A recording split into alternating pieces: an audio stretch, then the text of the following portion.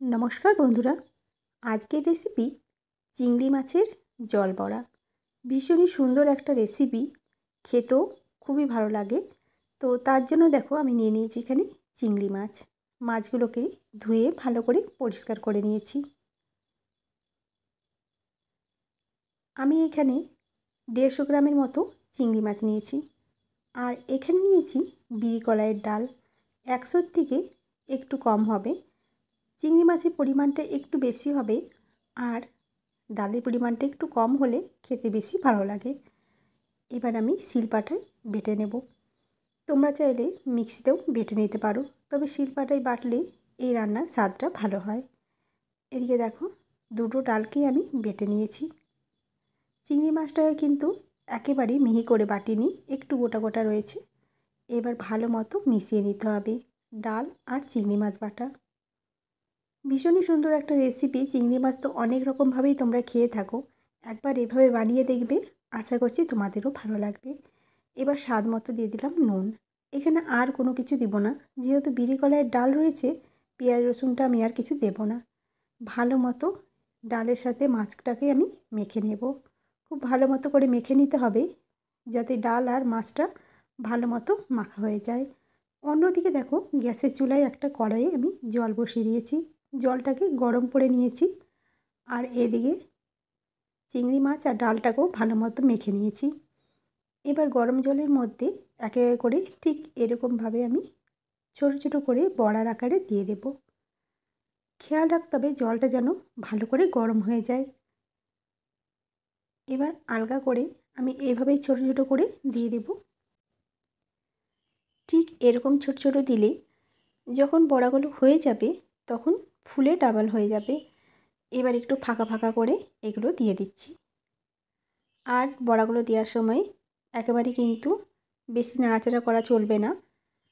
এবার দেখো সমস্ত বড়াগুলো আমি আস্তে আস্তে এভাবেই দিয়ে দিলাম।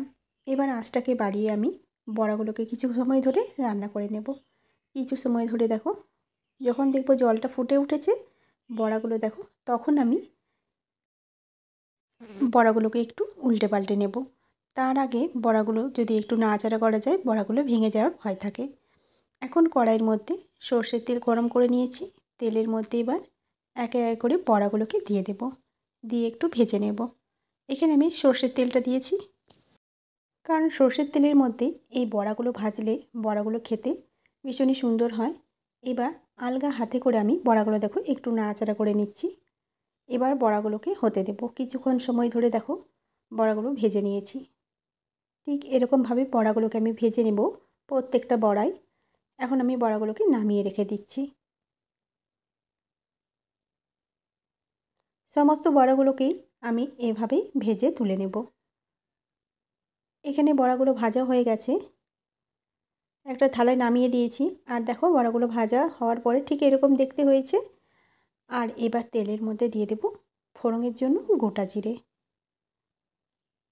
ফোড়নটাকে একটু ভেজে নেব। ফোড়ন দিয়ে যখন সুন্দর একটা গন্ধ বেরোবে তখন এর মধ্যে দিয়ে দেব লঙ্কার গুঁড়ো, হলুদের গুঁড়ো আর নুন। তেলের মধ্যে লঙ্কা গুঁড়ো, নুন, হলুদ দিলে পরে এর কালারটা কিন্তু ভীষণই সুন্দর হয়। এবার দিয়ে দিচ্ছি এর মধ্যে টমেটো। দুটো টমেটো আগের থেকে আমি সেদ্ধ করে একটু ম্যাশ করে নিয়েছিলাম। এই টমেটোটাকে দিয়ে দিচ্ছি। এবার ভালো মতো করে নাড়াচাড়া করে টমেটো ভালো মতো মিশিয়ে নেব। কিছু সময় ধরে আমি এভাবে নাড়াচাড়া করে রান্না করে নিলাম। তারপরে এর মধ্যে দিয়ে দেব জিরে বাটা। এখানে আমি শুধু জিরে বেটে নিয়েছি, পেঁয়াজ রসুন কোনো কিছুই রান্নাটা দিতে লাগবে না, তাতেই কিন্তু ভীষণই সুন্দর হবে রান্নাটা খেতে। কিছুক্ষণ পর দেখো মশলাটা কষাতে কষাতে মশলা থেকে কিন্তু তেল ছেড়ে এসছে। মশলা ভালো মতো কষানো হয়ে গেলে এর মধ্যে দিয়ে দেবো আমি আলু। আলুগুলোকে ছোটো করে কেটে একটু নুন দিয়ে আমি আগে থেকে ভাপিয়ে নিয়েছিলাম যাতে করে রান্নাটা তাড়াতাড়ি হয়ে যায়। এবার আলুটাকে মশলার সাথে ভালো করে একেবারে কষিয়ে নিলাম।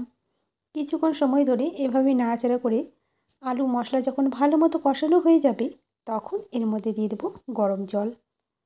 পরিমাণ মতো এখানে জলটা দিতে হবে, যে যেরকম ঝোল খাবে সেই হিসাবেই জলটা দেওয়া যাবে। এবার দেখো জলটা দিয়ে একটু নাড়াচাড়া করে এখন আমি ঝোলটাকে ফুটতে দিলাম। কিছুক্ষণ পর ঝোলটা যখন ফুটে উঠবে, আলু তো যেহেতু আগের থেকেই সেদ্ধ করা রয়েছে, আমি এর মধ্যে এবার দিয়ে দিচ্ছি গরম মশলার গুঁড়ো। দিয়ে ভালো করে মিশিয়ে নিলাম। এবার দিয়ে দিচ্ছি ভেজে রাখা বড়াগুলো।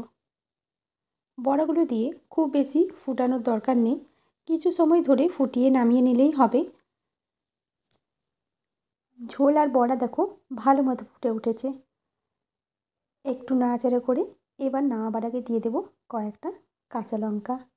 ব্যাস তৈরি হয়ে গেল আজকের রেসিপি চিংড়ি মাছের জল বড়া। আজকের রান্না তোমাদের কেমন লেগেছে অবশ্যই কমেন্ট করে জানিও।